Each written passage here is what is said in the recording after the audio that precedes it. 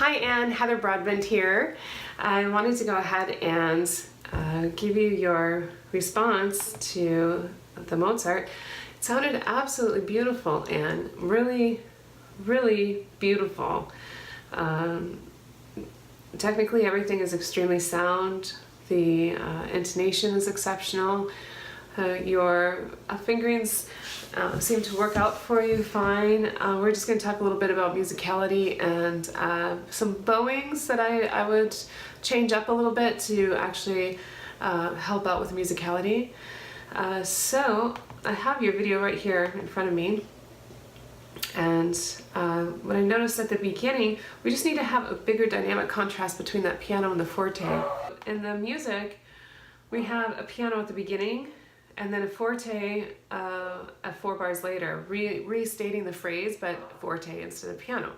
So the opening, I believe you played it up. Okay, so excellent bowing choice at the beginning here, up. And we always want to feel like that is leading to the final E, which you did, which was exceptional. So each one is more intense. So pretty gentle, a little bit more intensity with vibrato on the second one, and then even more bow and vibrato on the third one. And that's all within the piano dynamic. So there's just one bowing suggestion you might want to try, okay? It's in a measure 3, the full measure 3. I'll start full measure 2 on the C. I do an up here, and then that puts us on a down, which is what we want because we want that to have a nice decrescendo. So just up, down, and then our forte. So I would give it a lot of bow. Now it's a Mozartian forte, obviously not a Beethoven or Shostakovich forte, so it doesn't have, it's not super loud, like I said, Mozart forte, but we do need to have a differentiation between the piano at the beginning and then the forte in this measure here. So, and these, on the forte, the E's, I do them separate, not an up. Same idea, increase the intensity of your vibrato on each one of those E's so the final E has a nice emphasis on it.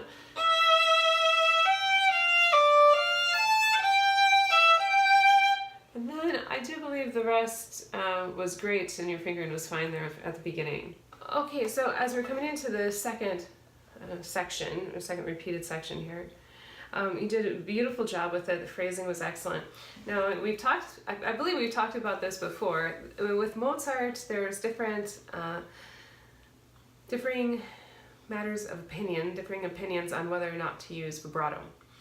And when I played with the Gabriel Chamber Orchestra, the conductor absolutely did not want any vibrato used at all when we played Mozart.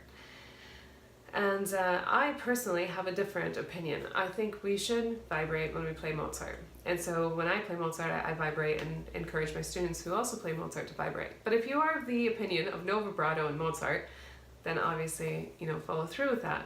Either way, we need to have these phrases always have the decrescendo, which you're doing is excellently. It's just we can encourage that with a little bit more vibrato on the quarter notes of these phrases. So let me show you what I'm talking about. So this is measure 9.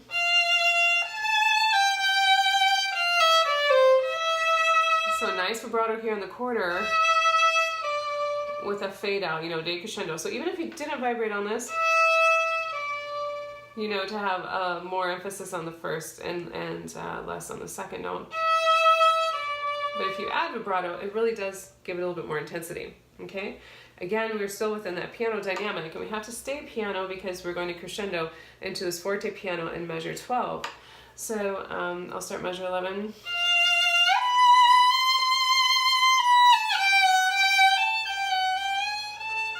Now, when we have that forte piano, so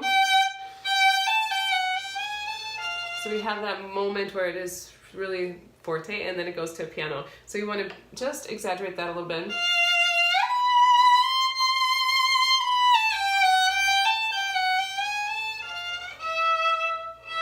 And then the end of this, we want it to be so gentle and to have those E's sound pretty much exactly like they sounded at the very beginning, and not to have them be disrupted or affected by what happened beforehand or what part of the bow we're in. So we want it to be just as beautiful as at the beginning here at measure 12 as we had it at the beginning. So then practice in measure 12.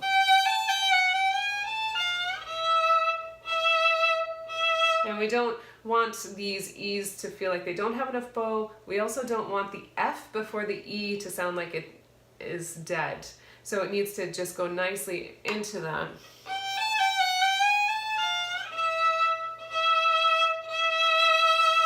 Okay, so, and that is like before. Okay, now measure 16. I really liked the articulation that you had on these eighth notes, Anne, and they're very, very nice. So I saw that you did separate bows, and you sounded really, really good with those separate bows. Sometimes with separate bows, they can sound like the downs are heavier than the ups, and yours sounded really even. Now, I do personally like these to be all up. The reason why is because it gives us this sense of direction naturally with a bow, having them being all up. And there's like a natural crescendo that kind of happens, and not that we have a crescendo mark, but just phrase-wise, these eighth notes need to have a direction of going somewhere, repeated eighth notes. Just rule of thumb as well in all of music. If you have anything repeated, we need to do something with it. Either it's crescendoing or it's decrescendoing, or something is happening within the repeated notes. And in this case, we're leading to the downbeat of 17. And it's basically a variation on our opening phrase. So our opening phrase being... Okay, now we just are filling in those rests with the E's.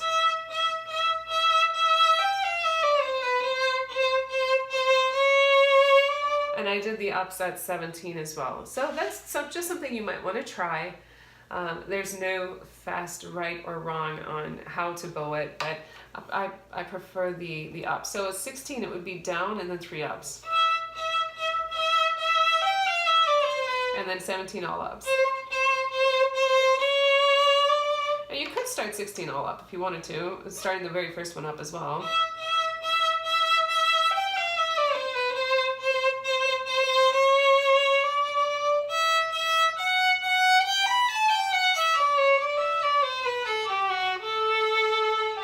And there again, this is measure 19, to vibrate a little bit on that quarter note as we're decrescendoing the end of the phrase. And going on with 20, I continue with the same idea with the bowing.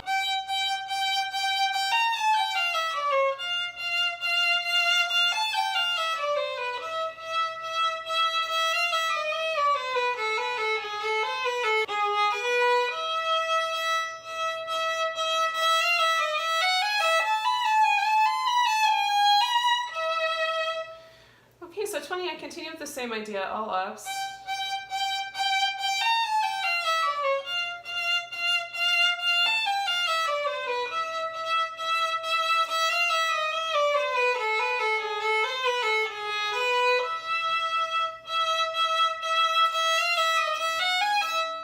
Okay, so, and then, so 21, we have this phrase that's happening like a crescendo, decrescendo. So here's 20.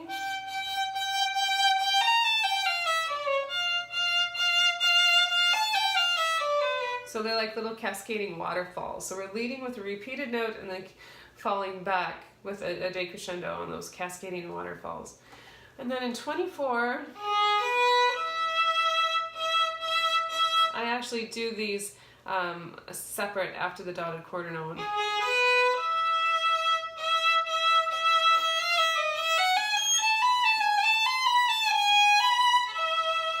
And we're really kind of lacking in dynamic direction on this edition that we're using. And I believe I'm using the same one. You suggested the one from the public domain, and that's what I have. So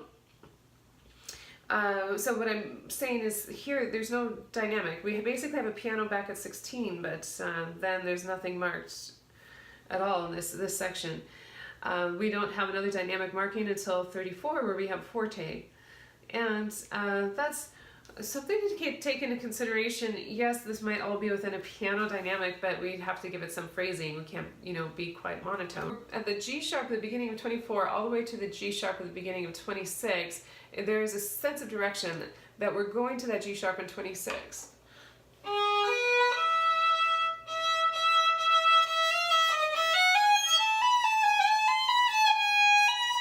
And then once we hit that G sharp, then we fall back, we decrescendo.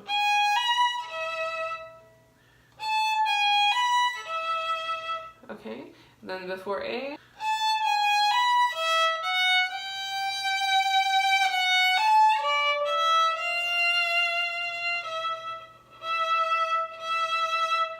Okay, so if we keep the bowing that's marked in the music from 28 to A, that puts that A, that first E, as a down bow slurred in from the F, but we still want it to have the same feeling and same character as we did at the beginning of the piece. So to still have it be breathy and to match that same character we had at the beginning. So here's 28.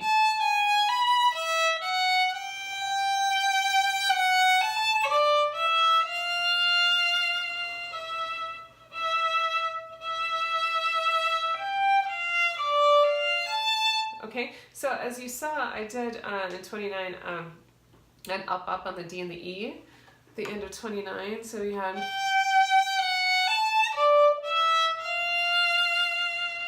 So that's an option. You could do starting at 28 and up at the end of that measure.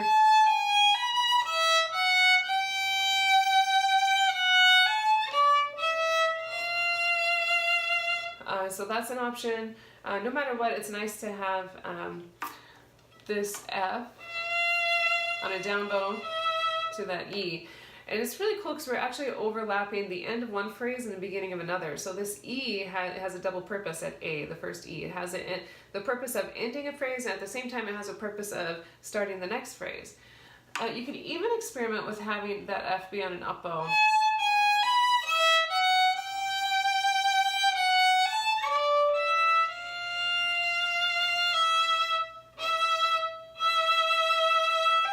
Okay, then that way it sets us up for those E's to be up just like they were at the beginning.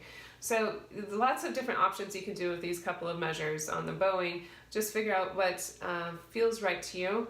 And for myself, I would play around with having the F at A be on an up bow, so then that E is on the next two E's are on up bows like the beginning. So you can take a peek at that. Then we get into this the fun key change here.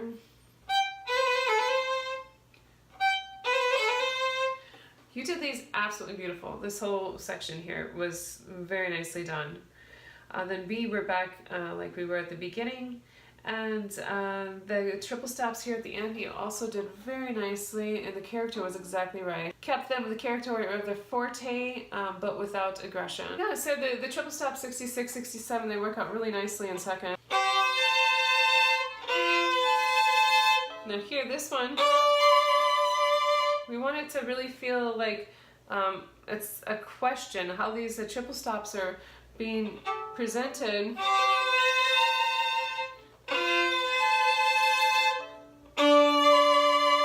That final one is kind of like saying, but what about this? And it's a seventh, so it's quite dissonant.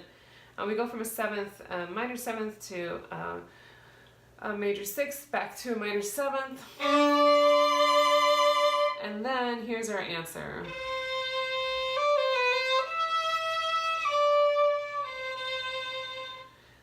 So I don't remember what bowing you did there, but I hooked that 16th note in, and again ups.